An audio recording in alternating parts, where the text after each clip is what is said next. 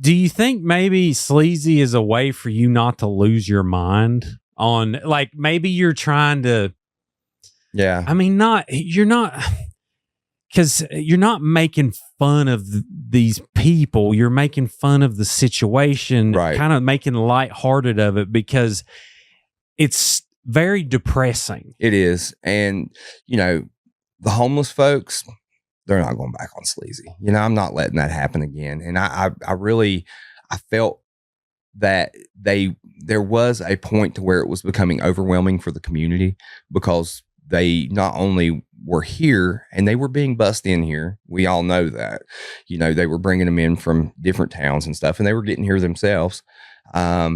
You know, but we were seeing them on every street corner. You know, they were holding the signs up. They were, you know, and what got me was, you know, I was watching them. You know, at one point there was a lady that sat at the bottom of Harper Road, and she had the walker, and I watched her do a drug deal right there, you know, and that's really when it kind of, you know, dawned on me. We need to, you know, at least let the community know. I know you're thinking that you're doing something good for somebody, but they're taking this money and they're buying dope with it. So that's a good point. The thing is what I try to think about is the handful of people in all these people or more that are actually good people that are needing help. And then you have people that are taking advantage of, you know, like I've heard there's like this big panhandling ring and all of this money goes to one certain place and all kinds of different things. Yeah. I don't know. I think most of it, they are panhandlers that work together, but I don't think there's a giant ring. Okay. Gotcha. You know, that's going on. I think that it's mainly just groups of people who work together to try to, you know, put their money together to get their fix. I do want to point out that the lady who on the walker that I just brought up, she did go to rehab and she's doing really well. Oh, so that's great. You know, so that's another good story.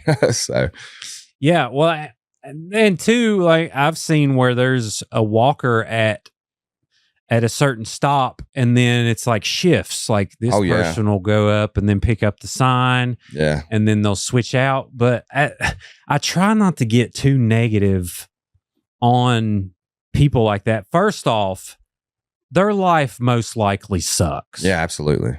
Regardless, you know what I mean? Yeah. It's like, oh, you know, get a job. It's like he's sitting out in the weather for 10, 12 hours.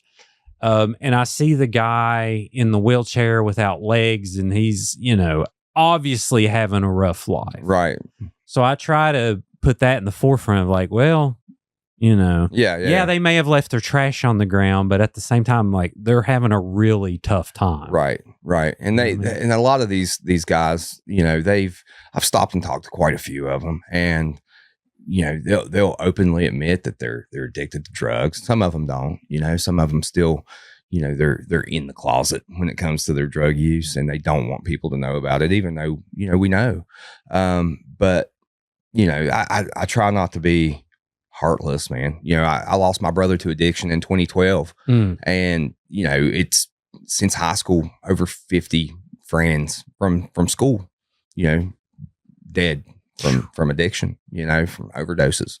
So I understand, you know, how it affects families. I understand, you know, a lot of people, that's the first thing they want to say is, what if it was your brother? What if it was your mother? Well, for me, I wouldn't care, because I would really hope that it would be a wake up call, you know, because sometimes people need to see themselves, and sometimes it works and sometimes it doesn't.